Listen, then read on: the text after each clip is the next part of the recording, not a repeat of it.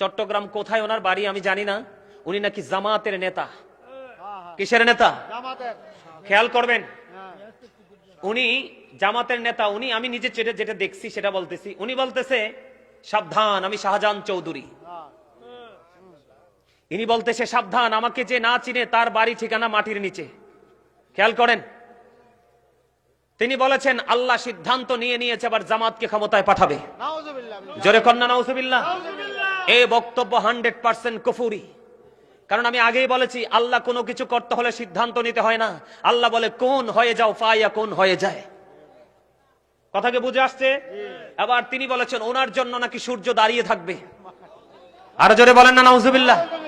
ওমা, এটা আমি, আপনারা অনলাইনে দেখেন না, আমি বানিয়ে বলছি না, আপনাদের ইমানকে ধরে রাখার জন্য, মজবুত করার জন্য বলছি। কারণ এই বক্তব্য বিশ্বাস করলে কারো ইমান থাকবে। আপনার আমার প্রথম কাজ ইমান, এরপরে আমল। কথা কি বুঝতে পারছেন?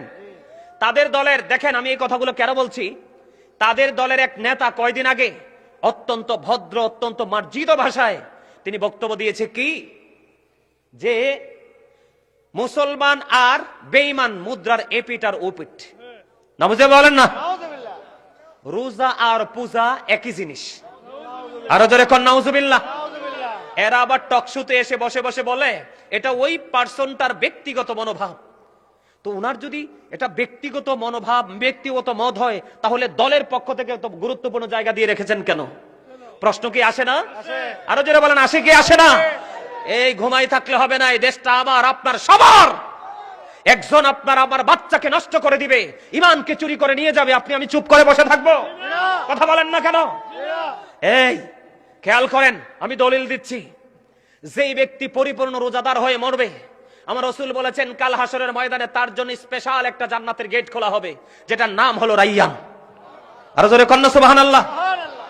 এই জান্নাতের গেটের নাম হলো রাইয়ান। এই গেটটা দিয়ে শুধু পরিপূর্ণ স্পেশাল রোজাদাররা জান্নাতের গেট দিয়ে ঢুকবে। ঢোকার পরে যখন রোজাদাররা ঢুকে যাবে, অটো দরজাটা বন্ধ হয়ে যাবে। রোজার মর্যাদা আছে না নাই? আর পূজা, রোজার পূজাকে এক করছে, এটা আমার বানানো না। আমি যদি বানাই বলে থাকি আল্লাহ আমার জিহ্বা কাটবে। আপনারা সবাই দেখবেন, অনলাইনে অনুরোধ রইল, আমি আপনাদেরকে বলি। আর পূজা যারা করে, পূজা সম্পর্কে আল্লাহ কি বলেছেন? ইন্নামাল খামরু ওয়াল মাইসিরু ওয়াল আনসাবু ওয়াল আজলামু রিজসুম মিন আমালিশ শাইতান। আল্লাহ বলেছেন মদ, জুয়া, মূর্তি, ভাগ্য গণনা, ঘৃণ বস্তু শয়তানের কাজ।